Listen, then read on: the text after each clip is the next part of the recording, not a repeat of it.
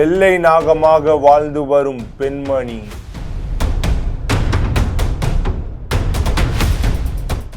நாகாத்தம்மன் அருள்வாக்கால் பிறந்த குழந்தை.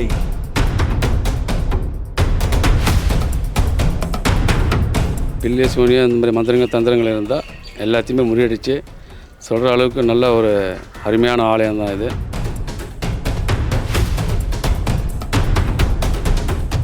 வீட்டுக்குள் இருக்கும் அதிசய கோவில். அம்மனின் மஞ்சளால் நடக்கும் மகிமைகள்.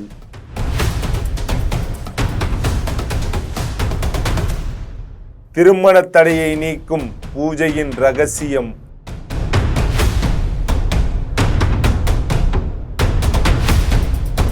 அருள்வாக்கினால் நடக்கும் அதிசயங்கள்.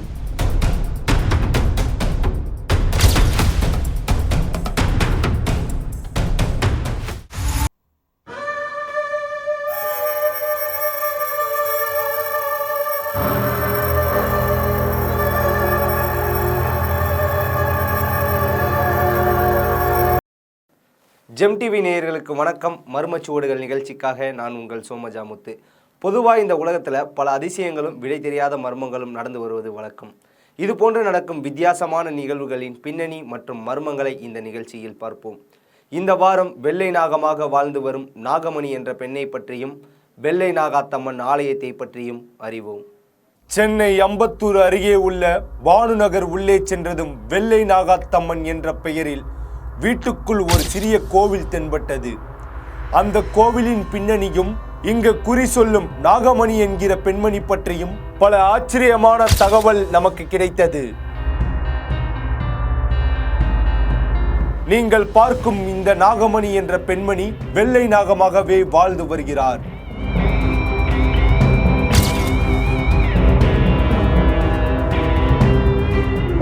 என்ன இது வெள்ளை நாகமா? நம்ம படத்தில் பார்த்தது போல இருக்கே. இந்த வெள்ளை நாகத்திற்கும் இந்த பெண்மணிக்கும் என்ன தொடர்பு?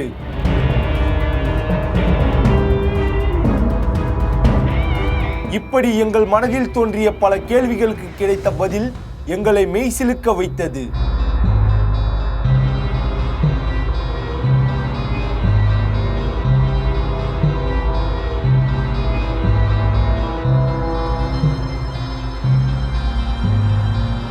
இந்த நாகமணியின் இயற்பெயர் ஸ்ரீதேவி.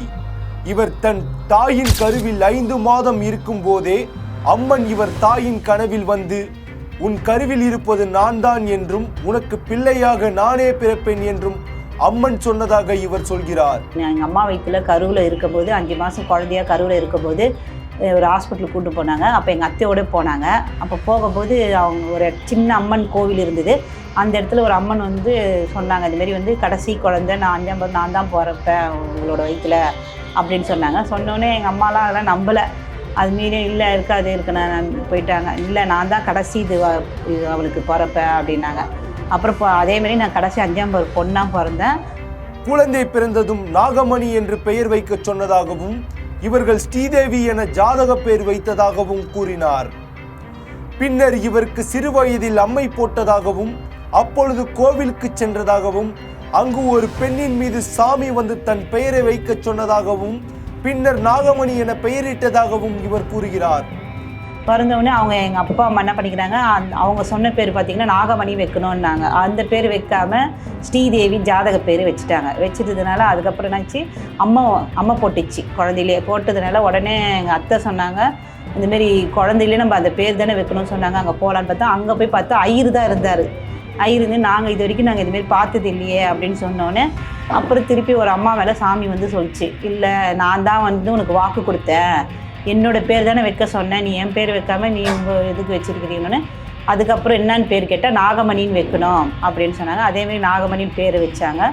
சிறு வயதிலிருந்தே இவர் செல்லும் இடமெல்லாம் வெள்ளை உருவம் பின்தொடரும். அவர் கனவில் அடிக்கடி வெள்ளை நாகம் வரும் என கூறினார். இரவில் இவர் தூங்கும்போது அருகில் வெள்ளை நாகம் படித்திருப்பது போல் உணர்ந்தேன் என்றார். தன் 15 வயதில் வெள்ளை நாகத்தை நேரில் பார்த்ததாக சொல்கிறார் நாகமணி. எங்கே போனாலும் எனக்கு பின்னாடி ஏதோ ஒரு சர்பமோ ஒரு மாதிரி வெள்ளை கலரில் தெரியும். என்னோட இதுக்கு பார்க்கும்போதெல்லாம் பார்த்தீங்கன்னா அந்தமாரி தெரியும். என் கண்ணுக்கு தெரியும். வெள்ளை கலர் சர்ப்பம் மாதிரி தெரியும். அதனால் நான் எதுவும் சரி இது அப்படியே விட்டுறேன். அப்புறம் ஒரு 15 வயசுக்கிட்ட இருக்கும். அந்த டைமில் பார்த்தீங்கன்னா நாங்கள் குவார்ட்டர்ஸில் தான் இருந்தோம், காடு மாரி இருக்கோம். அப்போ மனசு வருத்தத்தோடு அந்த இதில் உட்காந்துருந்தேன். அப்போ உட்காந்துருக்கும்போது அந்த வெள்ளை நாகம் மாரி என் பக்கத்தில் உட்காந்து இது பண்ணுற மாரி பேசுகிற மாரி சத்தம் கேட்டு, சிரிப்பு சத்தமும் ஒரு மாதிரி பேசுகிற சத்தமும் கேட்டுது. அப்போ நான் பயப்பில்லைன்னா அந்த வெள்ளை நாகம் பார்த்திங்கன்னா என் கனவுல எப்போவுமே வருவாங்க. நிறைய வாட்டி நான் அந்த இதை பார்த்து நான் கண்ணை சும்மா மூணாவே அந்த உருவம் எனக்கு தெரியும், வெள்ளை கலரில் அந்த அம்மா உருவம் தெரியும். அதுக்கப்புறம் கொஞ்சம் அப்படி அப்படியே போய் அந்த இது சாமிலாம் இதாகலை. அப்புறம் இன்னொருத்துக்கு திருப்பி வந்து சொல்லும்போது இதுமாரி வரும், என் பொண்ணு மேலே அந்த அம்மான் வருவா அப்படின்னு சொன்னாங்க. நாங்கள் இந்த கோவில் எப்படி வந்தது என்று கேட்டோம். அதற்கு அவர், திருமணமாகி வந்த வீடு இது. இங்கு வீடு கட்ட பள்ளம் தோண்டும் போது அந்த இடத்தில் வெள்ளை நாகம் வந்ததாக சொல்கிறார்.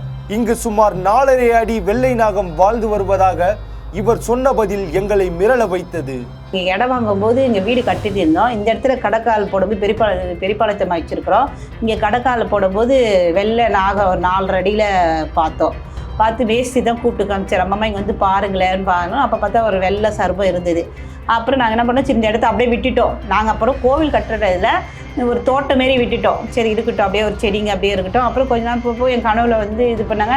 நான் அப்போ கும்பிடுவேன். இங்கே வந்து சின்ன இந்த பெரியபாலம் அப்படியே பார்த்தீங்கன்னா இந்த பெரியபாலத்தை மாரி வளர்ந்து வந்தாங்க, வேப்பலை மரம் இந்த இடத்துல அப்படியே வளர்ந்தாங்க.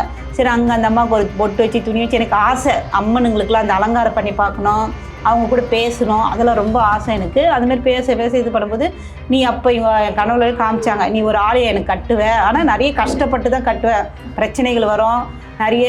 எனக்கு எப்படி சொல்கிறேன்னா, வீட்லேயே நிறைய பேர் கட்டக்கூடாது, ஏன்னா நம்ம இதில் யாரும் இதெல்லாம் பண்ணலையே அப்படின்னு சொல்லி எவ்வளோ பிரச்சனை வந்தது. ஆனால் அது மீறி தான் நான் இந்த கோவிலை கட்டினேன்.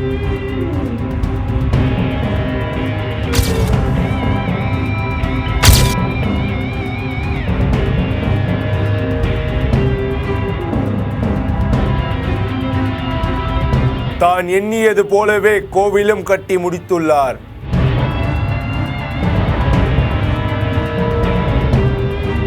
இந்த வெள்ளை நாகாத்தம்மன் ஆலயத்தில் அமர்ந்து எலுமிச்சை பழத்தை வைத்து குறி சொல்லி வருகிறார் நாகமணி.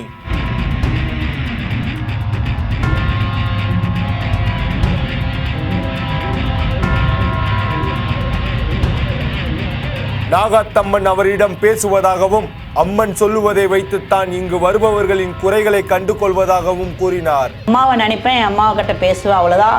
அவரை நினச்சி பூஜை பண்ணுவேன். அவளுக்கு எந்தெந்த டைமில் விரதம் இருக்கணுமோ அந்த நைட் இருந்து அவளை பூஜை பண்ணுவோம். அவள் எனக்கு ஒன்று ஒன்றா சொல்லி கொடுப்பா.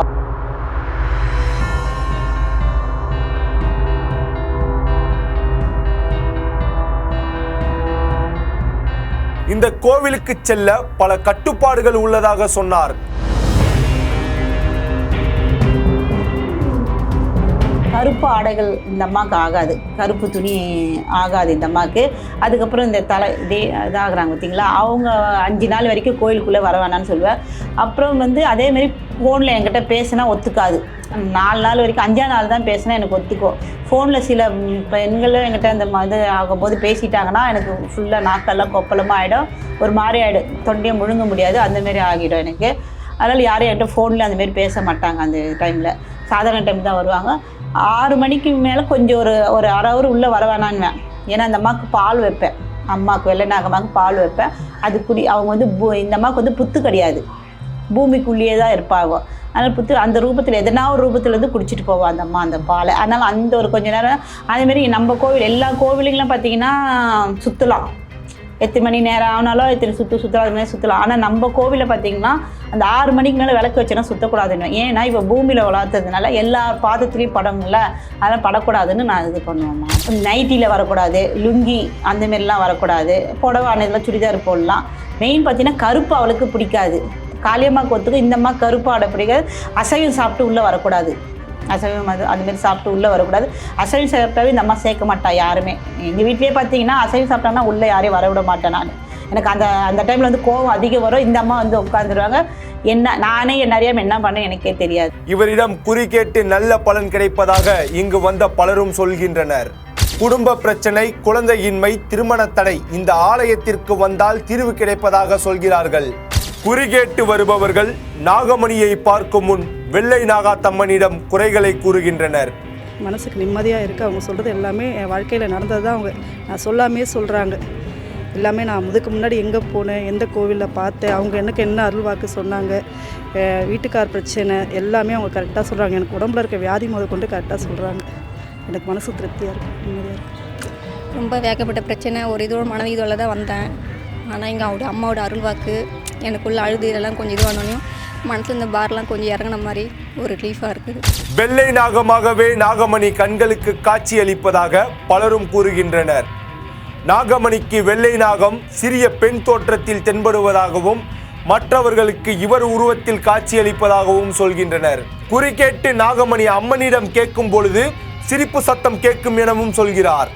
அந்த அம்மா ஒரு வாட்டி நான் இவங்க கிட்ட பேசிட்டு இது இருக்குன்னு அப்படி எழுந்து போகும்போது அந்த அம்மா குரல் கொடுத்தா மாதிரி இருந்தது. சரி என்ன டக்குன்னு ஒரு மாதிரி சிரிப்பு, அவங்க சத்தம் எனக்கு கேட்க நல்லா ஒரு மாதிரி ஹாங்கரமாக இருக்கும் அவங்க சத்தம். இவங்க சத்தம் வந்து சின்ன குழந்தை மாரி தான். ஏன்னா இவங்க உருவமே பார்த்தீங்கன்னா இவங்களுக்கு சின்ன குழந்தை மாரி தான். மாந்திரிகம் தெரியாத நாகமணி அம்மனை நினைத்து மஞ்சள் குங்குமத்தை கொடுத்தால் பல பிரச்சனைக்கு தீர்வு கிடைக்கும் என்று அம்மன் சொன்னதாக கூறுகிறார். அம்மனை நம்பி கோவிலுக்கு வருபவர் யார், நம்பிக்கை இல்லாமல் பரிசீலனை செய்ய வருபவர்கள் பற்றியும் நாகாத்தம்மன் எடுத்து சொல்வதாக சொல்கிறார். மாந்திரிகனா அது எனக்கு இதெல்லாம் இது தெரியாதுமா, அவங்க அது பண்ணுறாங்க, அதை பற்றிலாம் எனக்கு தெரியாது. எனக்கு அம்மா இதுதான், மற்றவங்க உடம்பு முடியாமல் வராங்களா அவங்களுக்கு செய்வேன்னு எதனா இருக்குதா அந்த டைமில் வந்து அவள் சொல்லி தருவாள், காளியம்மா சொல்லி தருவாள். இந்த சிலது சொல்லி தருவாங்க, காளியம்மா சொல்லி தரேன், இது மாதிரி பண்ணு, இந்த மாதிரி எடு அப்படின்னு அவன் எனக்கு சொல்லி கொடுத்தாங்க தான். நான் மற்றவங்க யார்கிட்டையும் நான் கேட்டு கற்றுக்கல. அவள் இந்த மாதிரி சக்கரம் போட்டு எடு, இப்படி பண்ணணும் அப்படி பண்ணணும்னு சொல்லுவாள். இந்த இப்போ சில பேருக்கு வந்து குட்டி செய்தான் ஏவல் சொல்லுவாங்க பார்த்தீங்களா, அவங்களுக்கெல்லாம் வந்து மாவில் இது பண்ணி கழுப்பு மாரி எடுக்க வைப்பாள், அந்த மாரி பண்ணி எடுப்பாள். அவ்வளோதான். அவள் சொல்லி கொடுத்தது தான், நான் யார்ட்டையும் கற்றுக்கல, அவங்களா சொல்லி கொடுத்து தான் நான் செய்வேன். ஒரு டைம் அவங்கள மனசில் நினைப்பேன். அந்த இப்போ ஒரு சாங்கியம் பண்ணுறேன், ஒருத்தவங்களுக்கு கழுப்பு எடுக்கிறேன்னா அந்த டைமான மனசில் நினைப்பேன், அம்மா இப்போ என்னம்மா பண்ண, அப்போ எனக்கு சொல்லுவாள் உள்ளுக்குள்ளவே, இது பண்ணு, இந்த மாரி இது பண்ணணும், அதுக்கேற்ற மாதிரி பண்ணும், அது நடந்திருக்குது நல்லாது. நாகதோஷத்தை பற்றியும் அதன் பரிகாரத்தை பற்றியும் எங்களிடம் பகிர்ந்து கொண்டார். இங்கே நாகதோஷம் பரிகாரம் பண்ணுவோம்மா. இங்கே உட்கார வச்சு ஓம மாரி ஒன்று வளர்த்தி நான் கூட உட்காந்து இது பண்ணேன். இன்னொருத்தர் ஒரு ஐயரை வச்சு பண்ணேன். இன்னொன்று வந்து சப்த இது பூஜை ஒன்று இருக்குது. அது எப்படின்னா அந்த டைமில் இதாக இருக்கும், சீண்டி இருக்கும், அந்த பூஜை பண்ணுவேன். அது நானே பண்ணிவிடுவேன், வச்சு அவங்கள உட்கார வச்சு நானே பண்ணிவிடுவேன். இந்த நாகதோஷம் செவ்வாய் தோசை இருக்குது பார்த்தீங்களா, அது வந்து ஒரு ஐயரை வச்சு தான், அவங்கள வச்சு தான் மறுபடியே வச்சு நான் கூட உட்காந்து கூட வந்து இது பண்ணி சொல்லி பண்ணுவேன். ஆனால் நிறைய பேர் கிறிஸ்டின்னு ஒரு பையன் இந்த தெருவில் தான் இருக்கிறான். ரொம்ப நாள் வந்து அவங்க கையில் பார்த்தீங்கன்னா அந்த அம்மாவோட சர்பம் ஒரு இதுதான் இருக்கும். அவங்க அப்பாவுக்கு அந்த தம்பிக்கெலாம் பார்த்தீங்கன்னா அந்த அம்மாவோட ரவுண்டோட அந்த சர்பம் தான் இருக்கும்.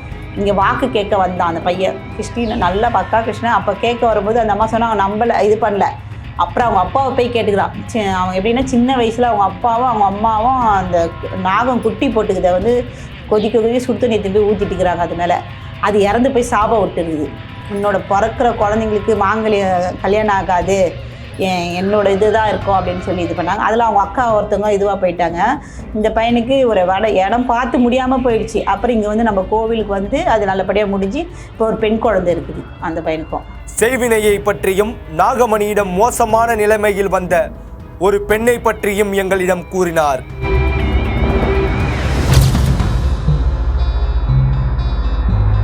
ஒரு பொண்ணு வந்து ரொம்ப எப்படி ஒரு 10th 9th படிக்கிற ரொம்ப மோசமாயிட்டா. அவங்க இதுலேயே யாரோ பண்ணி ரொம்ப அவளுக்கு தெரியாமல் சொன்னேன்னு தெரியாமல் வெளியெல்லாம் போயிட்டா.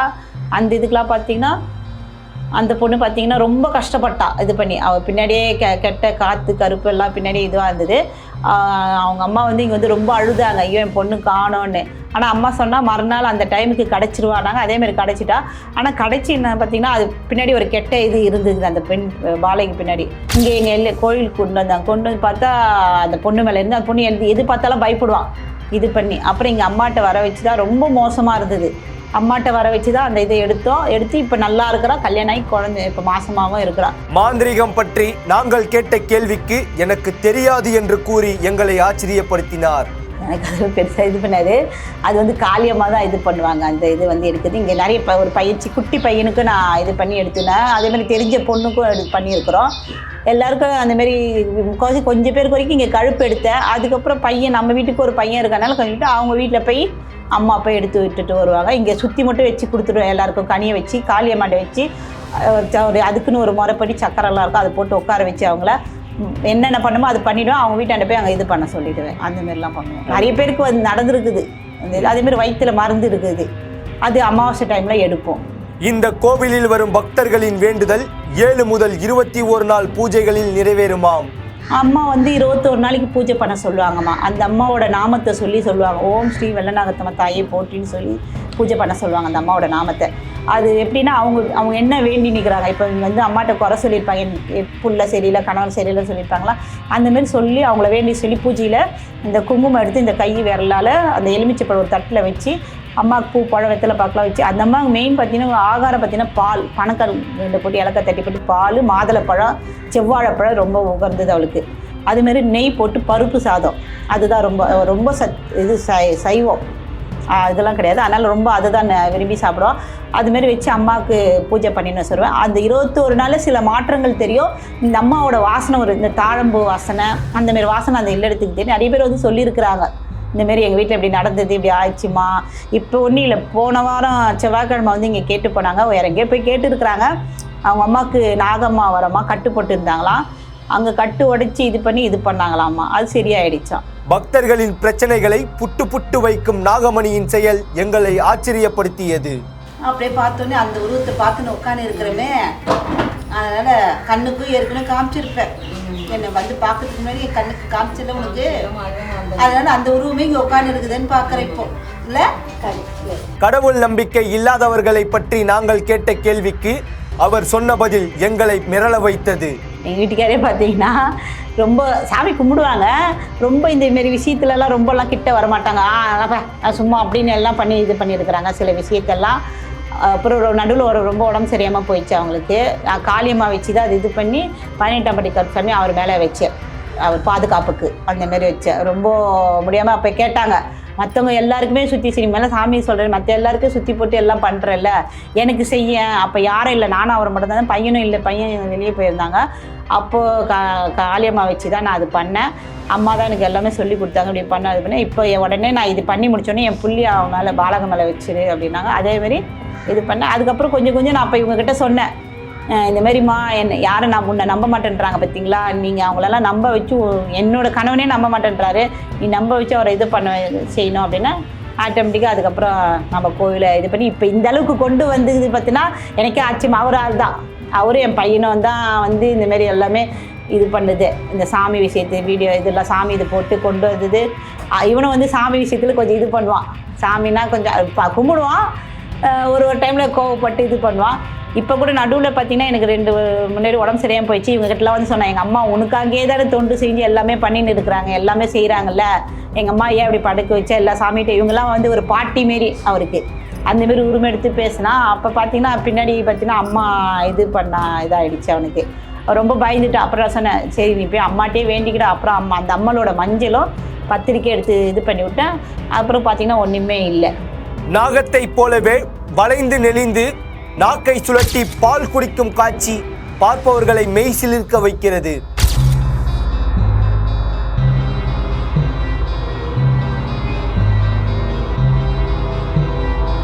ஆடி திருவிழாவின் போது அருகில் இருக்கும் நீர்நிலையில் இருந்து எடுத்து வரப்படும் தண்ணீரை பக்தர்களுக்கு தீர்த்தமாக தருகிறார்கள்.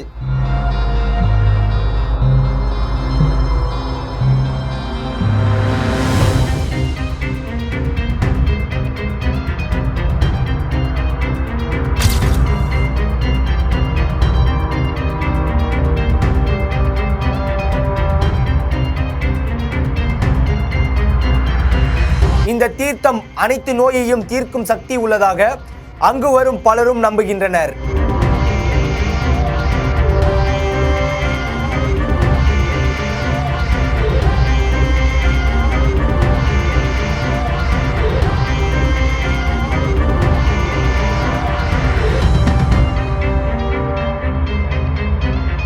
மாசி மாதத்தில் பூச்சூடி திருவிழா நடத்துவதாகவும், இது சமயபுரம் கோவிலில் நடக்கும் திருவிழா என்றும், அருகில் இருக்கும் கோவிலில் பூசாரி இறந்ததும் அம்மன் தன்னை தன் கோவிலில் நடத்தச் சொன்னதாக சொன்னார்.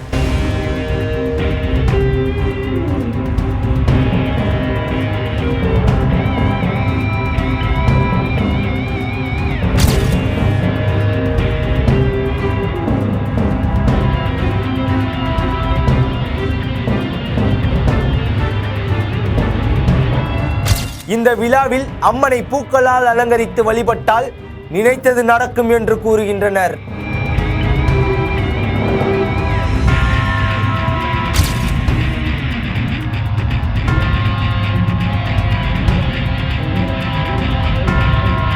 மாசி பூச்சூடின்னு வரும், சமயபுரத்தம்மன் கோவிலில் நடக்கும் பூச்சூடி. இது அதுவும் இங்கே நடத்துவோம் நாங்கள். ஏன்னா நான் ஏன் அந்த சமயபுரத்தம்மன் பூச்சூடி பண்ணேன்னா, நான் ஏற்கனவே இங்கே ஒரு கோவில் இருந்தது, அங்கே போயிருந்தேன். அந்த அம்மா இறந்துட்டாங்க. ஏன்னா நான் தான் அவங்க கூட சேர்ந்து மூலஸ்தானத்தில் அபிஷேகம் பண்ணுறது எல்லாமே நான் தான் பண்ணின்னு இருந்தேன்.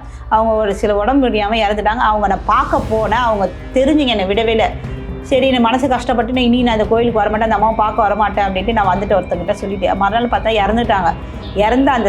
அவங்க இறந்த அந்த செகண்டே என்கிட்ட வீட்டுக்கு வந்து, நான் என்னென்ன விட்ட பூஜை அந்த பூஜை நீ இங்கே பண்ணேன்னு, நான் இங்கே அமிர்தமாக உட்காந்துட்டேன், அங்கே இருக்கிறதெல்லாம் இங்கே வந்துட்டோம், அதை விட்டு அது அப்படி கண்டினியூ அந்த பூச்சூடி அவங்க தான் பண்ணியிருந்தாங்க. சமயபுரத்தை வச்சு பூஜை இதெல்லாம் பண்ணியிருந்தாங்க. அதை அப்படியே விட்டுது எல்லா பூஜையும் நான் இங்கே பண்ண ஆரம்பித்தேன். பூச்சூடி, தீச்சட்டி எடுக்கிறது, ஆடி மாத திருவிழா பார்த்திங்கன்னா 5 நாள் இதாக இருக்கும். ஆடி பேருக்கு 18ஆம் படி கருப்புசாமி, அம்மாவுக்கு தீச்சட்டி எடுக்குது, அம்மா கிரகம் எல்லாமே இது பண்ணி எடுப்போம்மா. இந்த நிகழ்வில் அம்மனை பூக்களால் அலங்கரித்து வழிபட்டால் நினைத்தது நடக்கும் என்று கூறினார்.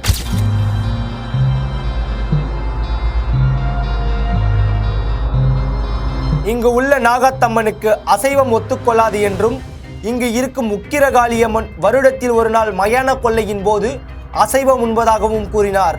அப்புறம் வருஷத்தில் ஒரு தடவை வந்து நான்வெஜ் படையல், இந்த அம்மாவுக்கு வந்து படையல் போட்டு அவங்கள ஒரு இது மஞ்சள் ஆடை இது வச்சு மூடிடுவோம்.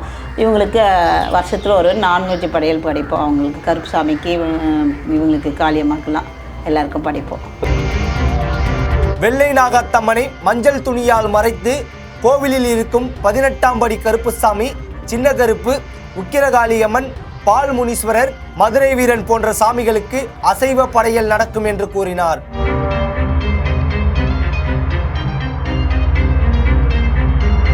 இந்த கோவிலில் இருக்கும் ஒவ்வொரு சிலையும் இங்கு வந்த பக்தர்கள் தன் வேண்டுதல் நிறைவேறியதற்காக காணிக்கையாக தந்ததாம். அதேமாதிரி இப்போ 18ஆம் கருப்புசாமி வந்து எனக்கு தெரிஞ்ச ஒரு பொண்ணு, அவங்களுக்கு கல்யாணம் ஆகாமல் குழந்தை இல்லாமல் இருந்தது. அவளுக்கு நல்லபடியாக கல்யாணம் ஆகி குழந்தையும் பிறந்தது. அவள் 18ஆம் படி கருப்புசாமியும் அருவாவும் இந்த இது குதிரையும் அவங்க வாங்கி புருஷன் பொண்டாட்டி சேர்ந்து நல்லபடியாக இப்போ ஒரு பெண் குழந்தையும் பிறந்திருக்குது. அவள் ஆடி இதில் தான் பிறந்தா, அவளோட நாளில் தான் பிறந்தா. இப்போ 3 வயசு முடிஞ்சு 4 வயசு ஆகுது அவளுக்கு, அந்த குழந்தைக்கு. இங்கு இருக்கும் 18ஆம் படி கருப்புசாமி மதுரையில் இருக்கும் 18ஆம் படி கருப்பு போலவே வழிபட்டு வருவதாக கூறினார். கருப்புசாமியின் அருகில் இருக்கும் ஆயுதங்கள் மதுரையில் இருந்து வந்ததாகவும் சொல்கிறார்கள்.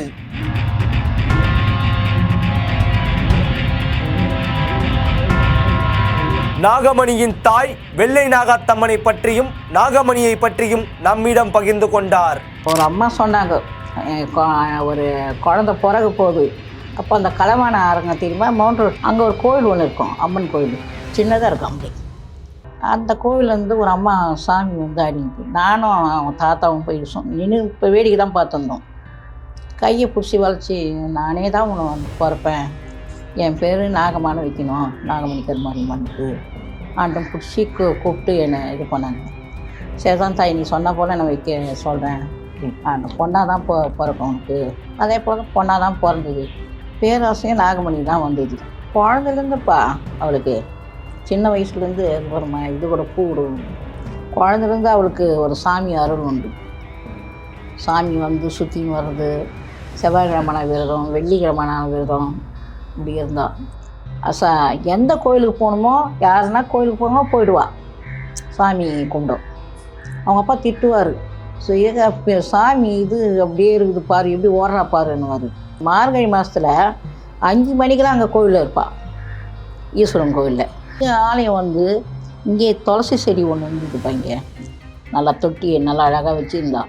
அம்மா இருக்கிற இங்கே உட்காந்துங்கிறால துளசி செடி வச்சுருந்தான். நான் அவ்வளோ ரொம்ப தொடர்ந்து தான் இந்த மாநிலேருந்து வரேன்.